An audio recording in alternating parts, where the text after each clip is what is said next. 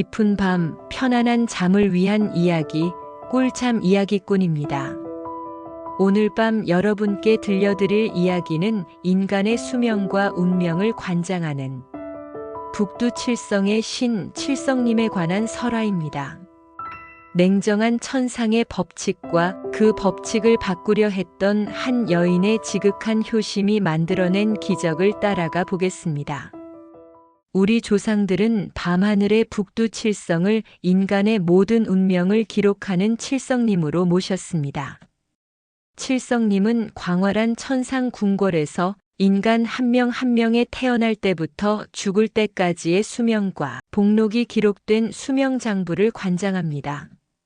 한 번 기록된 운명은 하늘의 법도이기에 그 누구도 바꿀 수 없다고 믿어졌습니다. 한 마을에 은혜라는 효심 깊은 처녀가 살았습니다. 그녀의 아버지 한서방은 성품이 곧고 부지런하여 마을에서 존경받는 사람이었습니다.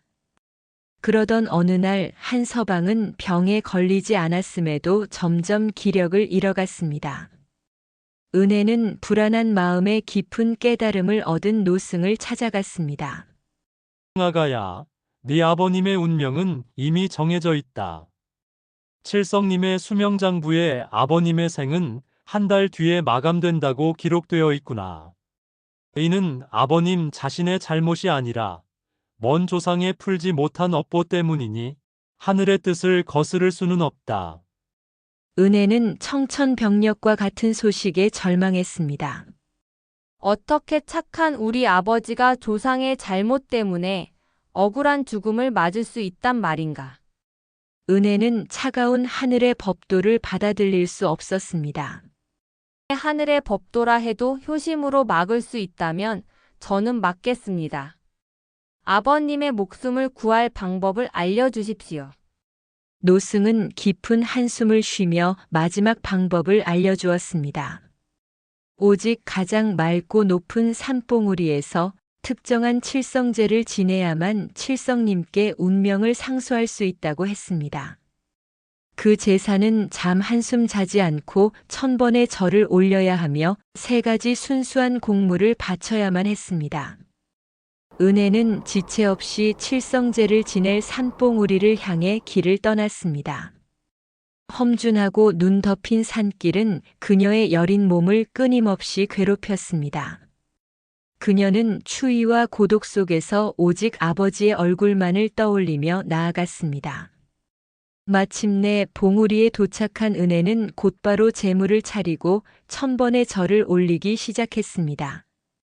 절을 올릴 때마다 이마에선 피가 맺혔고 정신은 혼미해졌습니다.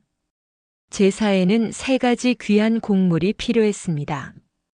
첫째는 봉우리에 가장 깨끗한 눈 녹은 물, 둘째는 단 한 번도 사용하지 않은 흰 명주실, 셋째는 온전한 밤을 새워 지킨 정화수였습니다. 이 모든 것은 칠성님께 바치는 순수한 정성을 상징했습니다. 1000번의 절을 거의 마쳐갈 무렵 저 멀리서 초라하고 쇠약해 보이는 노파 한 명이 비틀거리며 다가왔습니다. 아가씨, 제발 저를 좀 살려주시오. 저의 어린 손자가 열이 너무 높아 죽어가고 있어. 이 귀한 눈 녹은 물이 아니면 이 아이를 살릴 길이 없소이다. 노파가 간청한 것은 바로 은혜가 천신만고 끝에 얻은 제사의 가장 중요한 첫 번째 곡물인 깨끗한 눈 녹은 물이었습니다. 은혜는 갈등했습니다. 이 물을 주면 제사는 무효가 되고 아버지를 살릴 기회는 영원히 사라질 수 있었습니다.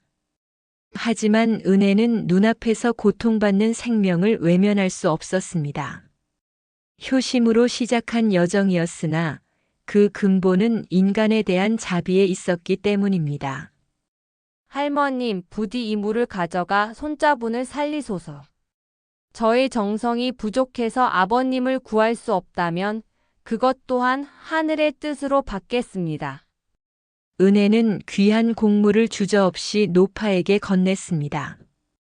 노파는 감사 인사도 없이 물을 들고 급히 사라졌습니다.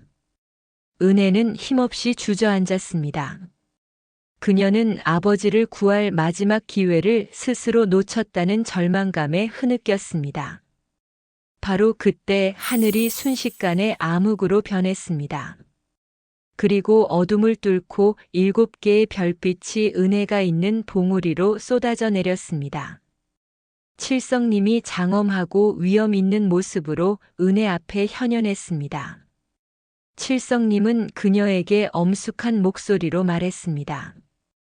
은혜야, 네가 나의 첫 번째 시험을 통과하였다. 내가 바로 그 노파였느니라. 나는 내 효심의 순수함을 보았고 그 효심이 모든 생명에 대한 자비로 확장되는 것을 보았다.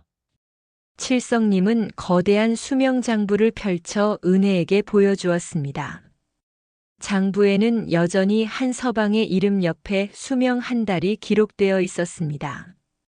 하늘의 법도는 냉정한 계산이 아니다. 너의 아버지가 조상의 업보로 단명할 운명이었으나 내 지극한 효심과 자비는 그 업보를 상쇄하고도 남음이 있다. 내 마음의 덕이야말로 하늘의 법도를 움직이는 가장 위대한 힘이니라. 칠성님은 손에 든 빛나는 붓을 수명장부에 가져갔습니다. 수명 한 달이라는 글자가 깨끗하게 지워지고 그 자리에 수명 30년 추가라는 글자가 새롭게 기록되었습니다. 너의 아버지는 이제 30년의 복록을 더 누리게 될 것이다. 너의 효심은 하늘의 별을 움직였느니라.